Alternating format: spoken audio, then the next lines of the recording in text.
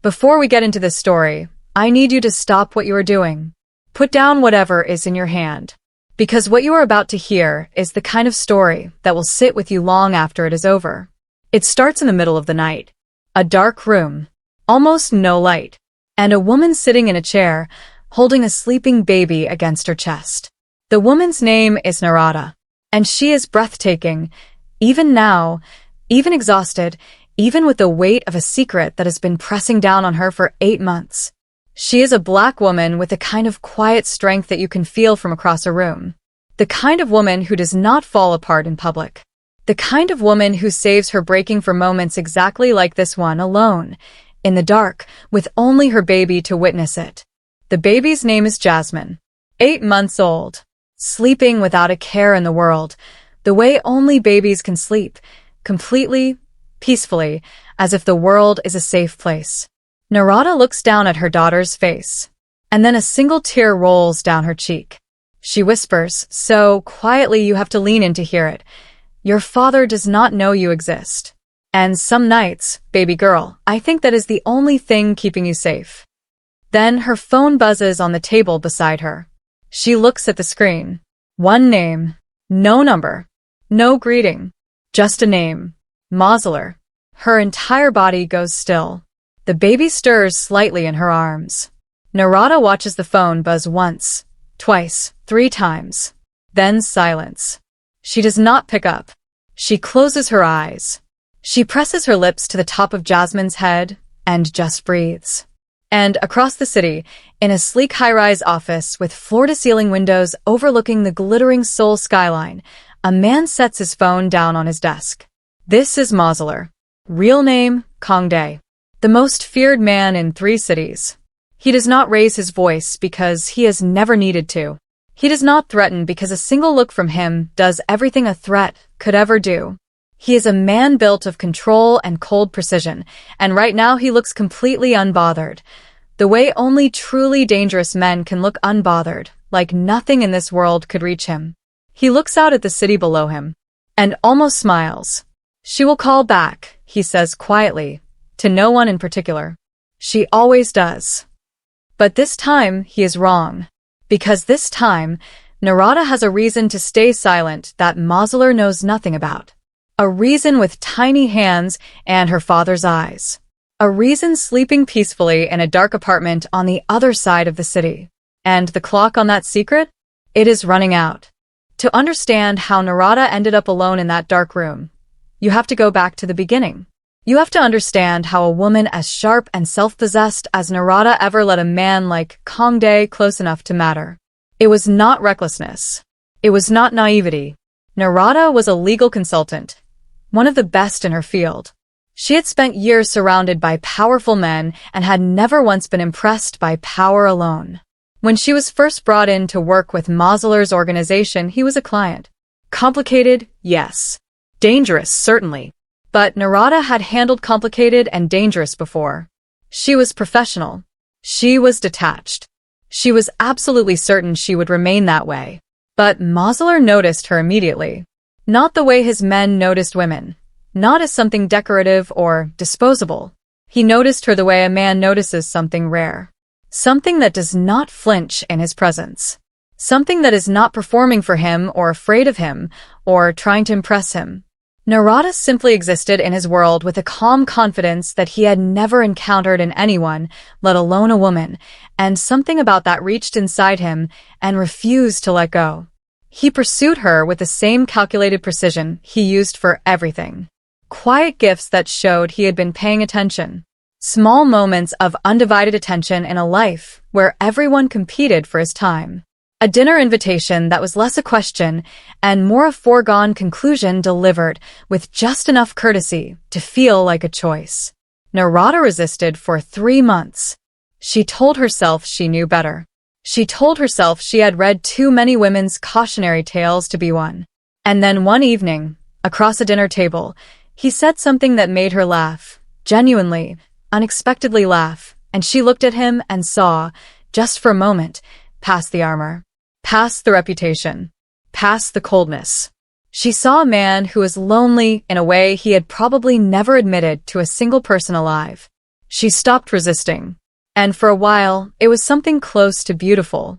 But beautiful things do not stay beautiful when one person in the relationship believes that love is the same as ownership. The first mistake came quietly. Mosilar began deciding things for her, which events were safe to attend, which people in her life were acceptable, which neighborhoods she should avoid. He called it protection. She called it control. She said so, directly, the way Narada said everything, clearly, and without apology. He did not hear her. He genuinely believed he was loving her well. And that gap between what he thought he was doing and what he was actually doing became the first crack in the wall between them. The second mistake was the disappearing. Days at a time, no explanation, no contact. Then a return with expensive jewelry and a smile that expected everything to be forgiven because the gift was beautiful. Narada would look at whatever bracelet or necklace he placed in front of her, and she would look at him, and she would think, "You cannot buy silence from a woman who is never asking for things. You cannot buy peace from a woman who is asking for your presence." He never understood that. The third mistake was the dinner. One of Mosilar's top lieutenants, a man called J1, who had been with him for 8 years and believed that longevity earned him liberties it did not, made a comment at a business dinner. The kind of comment that makes a room go quiet. The kind aimed specifically at Narada, at her presence in that space, at the suggestion that she did not belong at that table. It was cutting and it was deliberate, and every person at that table heard it. Narada turned her eyes to Mosilar. She waited. The whole table waited. Mosilar changed the subject. Because the deal being discussed that night was worth $40 million and J1 was essential to closing it. He told himself he would address it privately later. He never did. Narada did not cry. She did not make a scene. She sat through the rest of that dinner with her back straight and her expression composed, and she quietly began building a wall inside herself that she had never built before. The fourth mistake came in an argument, one of their increasingly frequent arguments about the space he took up in her life without ever asking permission. In a cold, quiet rage, he told her she needed to remember who she was dealing with. He said it like a reminder, like she had simply forgotten a fact, and he was helpfully providing it. He said it and moved on as though nothing significant had happened. She never forgot it. Not for a single day. And the fifth mistake, the one that ended everything, was the hotel footage. A rival organization had sent a woman to Mosilar's penthouse. A setup. A honey trap designed to compromise him or ignite a war. Mosilar had handled it. The woman had been sent away. Nothing had happened. But someone made sure that hotel security footage of the woman entering his floor reached Narada. And Mosilar, rather than sit down, take her hand, and explain, reacted with cold, quiet anger at being questioned. Said she should trust him. Said he did not explain himself to anyone. Narada looked at him for a long moment. Then she went to the bedroom, packed one bag, and walked out of his life, without a single word. She was 6 weeks pregnant when she left. She did not know yet. By the time she found out, she had already decided. She was never going back. Narada named her Jasmine. She told no one who the father was. Her family accepted the explanation she gave, a relationship that had not worked out, a man who was no longer in the picture. Her closest friends knew better than to push. She had moved across the city, quietly cut every tie to Mosilar's world, and built her entire life around one purpose, protecting this baby. But here's what nobody tells you about carrying a secret that size. It does not just sit quietly inside you. It moves. It breathes. It wakes you up at 2 in the morning and sits on your chest until dawn. Narada would be feeding Jasmine in the early hours, completely alone, and the silence would become unbearable in the way that only certain kinds of silence can. Not peaceful silence. The kind that is too full of things unsaid. And then Jasmine would open her eyes. And Narada would look into them. And she would see him, Kangdae's eyes, in her daughter's face, staring back at her with a curiosity and a calm that was so familiar it was almost cruel. She had conversations with herself every single day. Jasmine deserves to know her father. But her father is the most feared man in Seoul. He could protect her. He could also believe she is his to own the way he believed everything he loved was his to own. He has changed. How do you know? Because I see it, or because I want to? The argument went nowhere. It just circled. And in the meantime, Jasmine grew. Started smiling. Started reaching for things. Started grabbing faces with both hands and laughing at whatever she found there. Started becoming a full, vivid, wonderful person who deserved her whole story, not just the half Narada was able to give her. And then, 7 months after Jasmine was born, Narada met Darius. She almost did not go to the charity event where they met. She was tired. She was always tired in those days. But her friend had practically dragged her out of the apartment and told her she needed to exist in the world again, and so she had put on a dress and gone. Darius was tall, magnetic, and West African with a warmth that was somehow also dangerous, the kind of man who could make you feel completely seen and slightly unsteady at the same time. He made her laugh within the first 4 minutes of conversation. She distrusted it immediately. She had learned what charming men were capable of. But then she said, the way she always said difficult things directly without softening, that she had a baby daughter, and the father was not in the picture, and her life was complicated, and she understood completely if that was too much. She said it like a test, like a door she was holding open, so he could exit cleanly. Darius looked at her and said, "Complicated is fine. I am not in a hurry." She did not tell him who the father was for 3 months.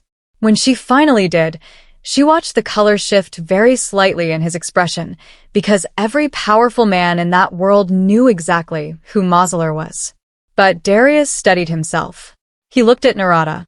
Then he looked at Jasmine sleeping in her crib across the room. He said, "I already love that little girl. Whatever comes from this, we handle it together." Narada cried that night for the first time in months. Not from sadness.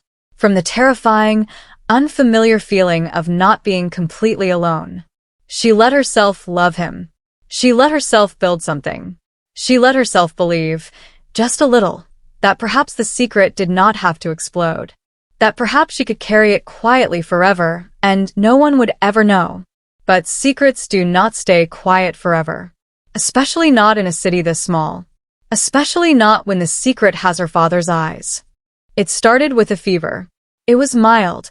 The kind babies get routinely, nothing alarming, but Narada was not a woman who took chances with her daughter's health. She took Jasmine to a private pediatric clinic, the kind where the waiting room is quiet and the doctors have time. The attending physician that morning was a man called Dr. Shin. Dr. Shin was thorough. He ran a full blood panel, checked everything, found nothing of concern. Jasmine was perfectly healthy. A slight temperature, nothing more. She would be fine in 2 days. But while reviewing Jasmine's results, Dr. Shin noticed something. A rare genetic marker. Unusual but not dangerous, the kind of thing most doctors would note and move on from without a second thought. Dr. Shin did not move on from it, because he had seen that exact marker before. Once. 2 years ago. In one patient. A patient named Kong Dae. Dr. Shin had been Mosilar's private physician for 6 years. He knew things about that man that could end his career, his freedom, and possibly his life. He also knew that Mosilar rewarded loyalty the way only truly powerful men reward it, extravagantly and without question. Dr. Shin had a gambling problem. He had always had a gambling problem. And the debt that had accumulated quietly over the past 18 months had become the kind of debt that kept him awake and made him do calculations he should never have been making. He drove home that evening telling himself it was not betrayal. He told himself Mosilar had a right to know. He told himself a father deserved to know his child. He built a very convincing case inside his own head, and then, before he could dismantle it, he picked up his phone. The call lasted less than 2 minutes. He said only this, "I cannot give you details over the phone, but I treated a child today. A baby girl. The genetic marker, sir. The one we discussed after your father's autopsy. She has it. Whoever her mother is, you should look into it." He hung up. And on the other end of the line, in that sleek office overlooking Seoul, Mosilar sat completely still for a very long time. His mind was already running the numbers. The marker was hereditary. His father had carried it, he carried it, and it passed with near certainty. A baby girl with that marker, brought to a clinic in this city right now. The timing, the geography, the one woman who had walked out of his life 17 months ago without a single word. He did not need to ask many questions. The answer was assembling itself in front of him with the same cold, terrible clarity that every significant revelation in his life had always arrived with. He set his phone down. He looked out at the city. Then he turned to the man standing by the door of his office and said, very quietly, "Fine Narada. White medium star, if this story is keeping you hooked, please take a second to subscribe to this channel and hit the notification bell so you never miss a story like this one. Now, let's keep going. White medium star." His men found her within 48 hours. She had been careful. She had not been invisible. And Mosilar had the kind of resources that made invisibility in this city almost impossible for anyone he was actively looking for. Her address, her routine, the building she lived in, the floor, all of it within 2 days. What Narada did not expect, what genuinely frightened her more than any threat or message could have, was that he did not send anyone. He came himself. She saw him from her window first, standing on the street below her building at 9 in the morning, wearing a dark coat, completely still, not pacing, not looking around, just standing there, looking up at her building like a man who has decided what is going to happen and is simply waiting for the world to catch up. Narada's stomach dropped. She looked at Jasmine in her baby chair behind her, gurgling at a soft toy, completely unbothered by the storm about to walk through the door. She made a decision in those few seconds. She would not hide. She would not pretend. She would open that door, and she would stand in it, and she would not back down, because Jasmine was behind her and Narada had never in her life let fear make her small. She opened the door before he could knock. They stood looking at each other for a moment that had no good word for how long it lasted. And then his eyes moved, past her, into the apartment, and he saw Jasmine. Something happened to his face in that instant that nobody who worked for Mosilar had ever seen happen. The cold, that famous, impenetrable, terrifying cold, cracked. Just a fraction. Just for a second. Like the first fracture line running through something that had believed itself unbreakable. He said, very quietly, "How old is she?" Narada said nothing. Narada. Still she said nothing. Her chin lifted. Her eyes held his without blinking. "How old is she?" 8 months, Narada said. The math was instant. He had already done it a dozen times since the phone call. 8 months old. Which meant conception was 17 months ago. Which meant he had already known. But hearing it confirmed, standing in this doorway, with a baby making soft sounds behind Narada's shoulder, it landed differently than the knowing had. "She is mine," he said. It was not a question.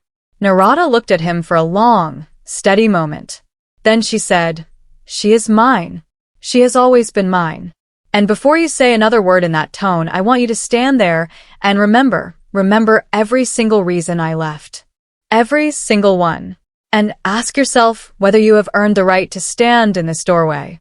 He was quiet for so long she thought he might leave. She almost wished he would. Then he said, "I want to see her."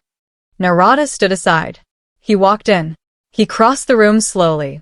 He crouched down in front of Jasmine's baby chair, this man who had never crouched for anything or anyone in his life, and he looked at his daughter. Jasmine looked back at him, completely unafraid, with the honest, fearless curiosity of a baby who has not yet learned that some faces are supposed to be frightening. She studied him, serious and thorough, like she was making a decision.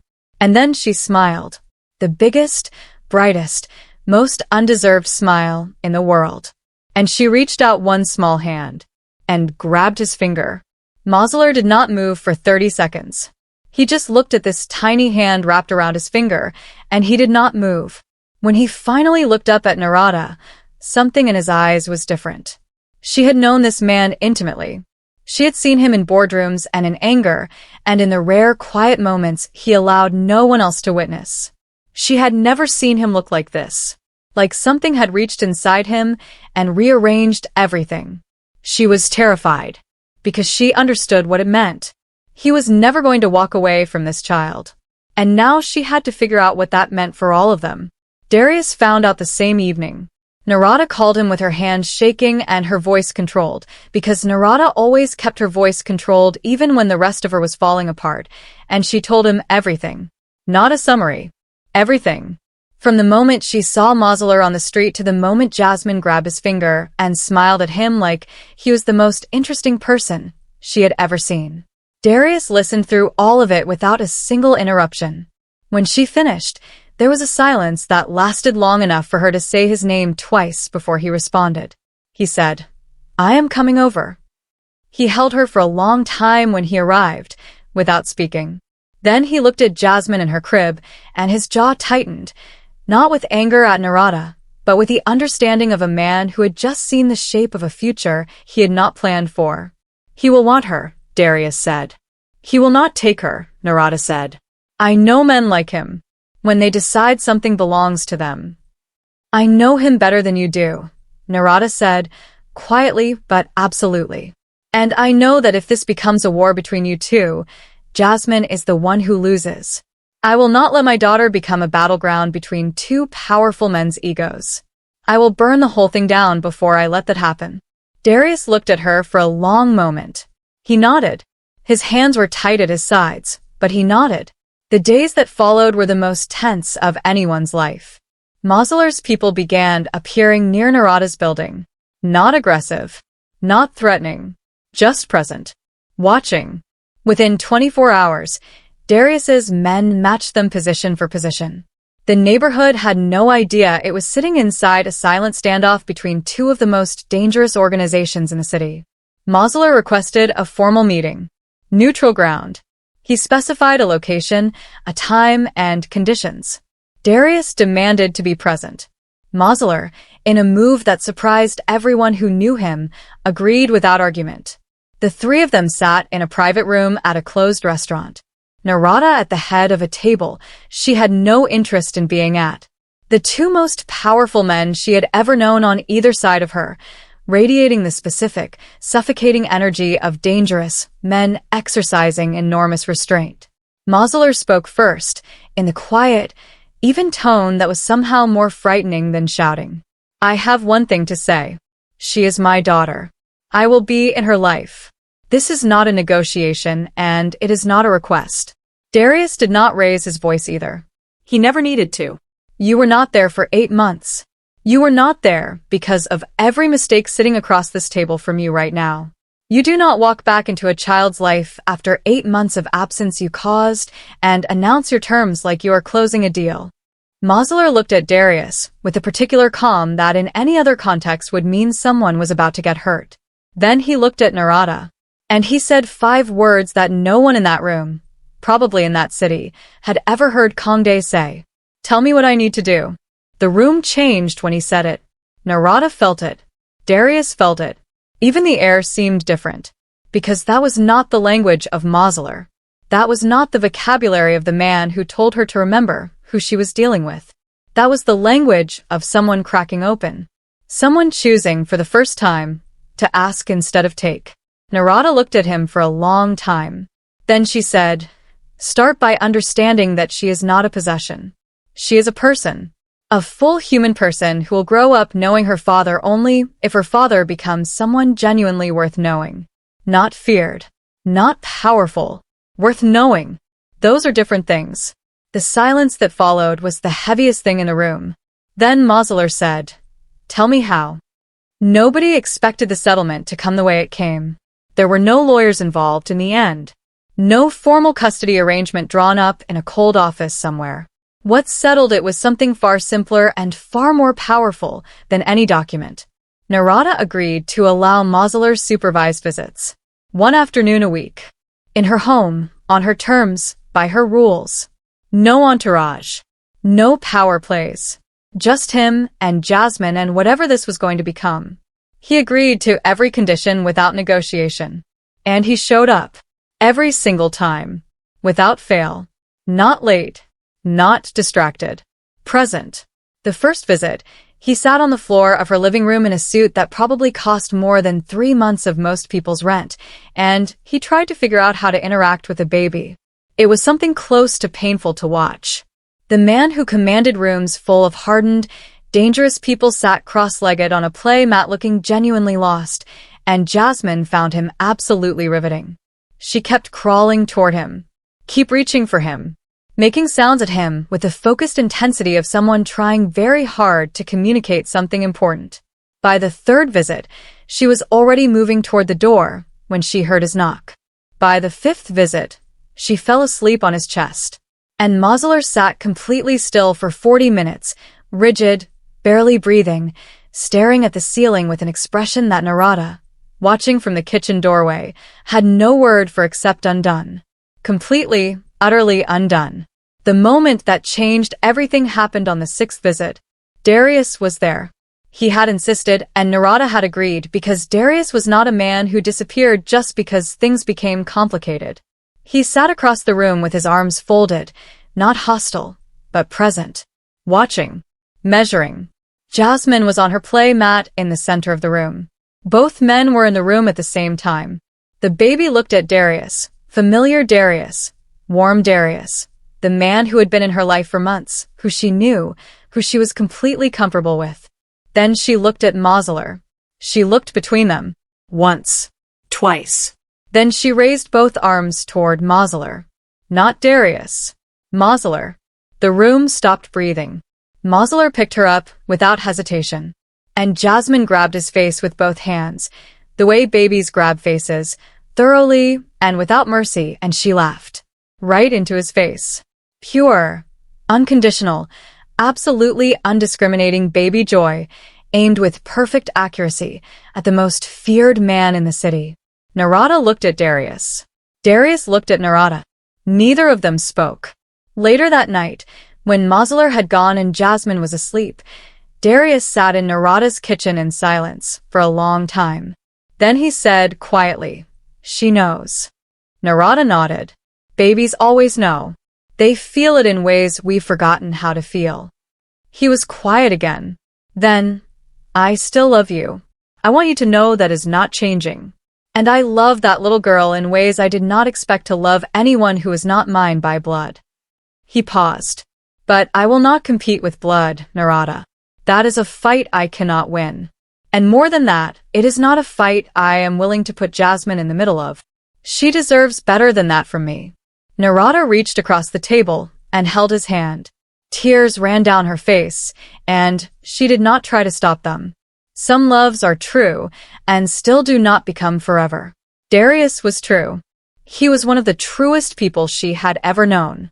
And his grace in that moment, the grace of a powerful man choosing to step back because it was the right thing for a child, was one of the most beautiful things Narada had ever witnessed. She loved him for it. She would love him for it for the rest of her life. And she let him go. Mosilar did not change overnight. And this story is not going to pretend he did, because that would be an insult to everyone who has ever watched someone try to actually become different, to understand how slow and unglamorous and humbling that process truly is. It started with the small things. He began showing up to Jasmine's visits without the armor of his usual presence. No entourage, no performance, just himself. He started learning what a baby needed. Not by delegating it, by sitting on the floor and figuring it out and getting it wrong and trying again. He asked questions that a man of his reputation would normally never ask, because asking questions required admitting ignorance, and admitting ignorance required a kind of humility he had spent his entire adult life engineering out of himself. He called Narada one evening. Unprompted. Late. She almost did not answer. When she did, he was quiet for a moment. Then he said, "I need to apologize. Not for one thing. For the list. Can I go through it with you?" She said nothing. He took the silence as permission. He went through every mistake. One by one. Slowly. The control he had mistaken for protection. The disappearing and the gifts he had used to buy silence instead of offering honesty. The night at the dinner with Jaewon when she had looked at him across that table and he had looked away. The time he told her to remember who she was dealing with. The hotel footage he had handled with anger instead of patience. He did not make a single excuse. He did not explain any of it away. He named each thing, and then he sat in the silence of it. When he finished, he said, "I thought love was something you enforced. I was taught that by men who had no business teaching anyone anything about love. I gave you the worst version of everything I knew. You deserved better. Jasmine deserves better. I am trying to understand what better actually looks like. I am not there yet, but I am trying." Narada sat on her end of the phone and did not speak for a long time. Then she said, "Why are you telling me this now?" He was quiet. Then, because she grabbed my face last week and laughed at me. And I sat there holding her, and I realized I wanted to be someone who deserved that laugh. I have never in my life wanted to deserve something. I have only ever taken what I wanted. This is the first thing I have ever wanted that I cannot take. She has to give it to me. You both have to. And for that to happen, I have to actually become worth giving it to. Narada had no response to that. She sat with it for 3 days. His professional life was slower and harder. He did not walk away from his empire in a single dramatic gesture. That is not how those worlds work, and the people who have tried it that way have paid consequences that landed on innocent bystanders. He was methodical. He began delegating, quietly restructuring, shifting money into legitimate businesses, not as fronts, but as genuine exits. His senior men noticed. Some were loyal enough to follow his direction. 2 were not. Those 2 decided that his new direction was weakness. And in their world, weakness was always an invitation. What followed was dangerous and costly in ways that left marks. But Mosilar came through it. And on the other side, standing in the wreckage of a confrontation that had almost undone everything he was building, he looked at what his old life had cost the people around him, and he decided it was not a price he was willing to keep paying. He was not going to become a saint. He was not going to become harmless or small. But he was going to choose from here what he protected and why. He was going to stop treating the people he loved like territory and start treating them like people. It was the hardest thing Kang Dae had ever done. Harder than any deal, any war, any negotiation. But every time he walked through Narada's door and Jasmine's face lit up at the sound of his knock, he understood, with a clarity nothing else in his life had ever given him, that it was worth it. We are almost at the end, and it has been a journey. If you have made it this far, and you are not subscribed yet, please subscribe right now and share the story with someone who needs to hear it. White medium star. Jasmine said her first real word at 11 months. It was not mama. It was not dada. It was a sound she made specifically, exclusively, every single time she heard Mosilar's knock at the door. A bright, urgent, entirely unique sound that landed somewhere between a name and a declaration. Her own version of him. Her own word for this tall, serious man who sat on her playmat and made faces at her, and sometimes looked at her like she was the most terrifying and most wonderful thing he had ever encountered in his life. The first time she made that sound and everyone in the room understood what it meant, Narada laughed. Not a polite laugh. A real one. Full and unguarded. The kind she had not allowed herself in longer than she could remember. Mosilar heard it and had to leave the room for 5 minutes. When he came back, his eyes were red. Neither of them said anything about it. Some moments are too important to explain. The relationship between Narada and Mosilar rebuilt itself the way real things rebuild, slowly, imperfectly, with full knowledge of everything that had been broken before. It did not become what it had been. That version was gone, and neither of them wanted it back. What grew instead was something more careful, more honest, something that had been built on the ruins of everything they had gotten wrong the first time, and was therefore stronger in the specific places where it had previously been weakest. He asked her once if she could ever forgive him.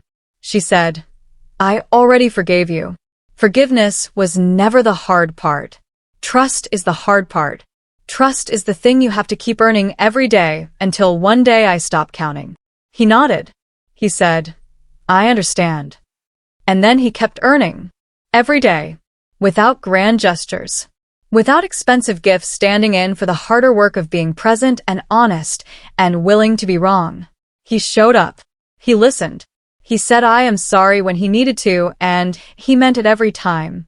He made Narada laugh in the evenings when Jasmine was asleep. He asked her questions about her day, and actually listened to the answers. He learned how to be with someone instead of how to have someone.